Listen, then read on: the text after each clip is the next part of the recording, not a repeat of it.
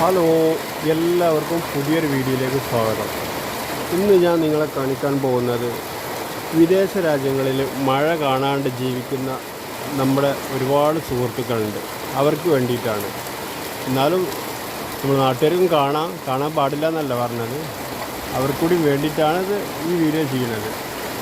നല്ല മഴ ഈ മെയ് മാസത്തിൽ ഒരു 12-ാം തീയതി 11-ാം തീയതി പെയ്ത മഴയാണ്.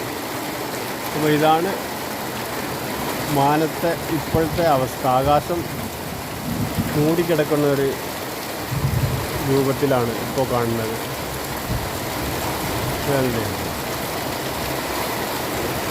നല്ലൊരു കാലാവസ്ഥയാണ്.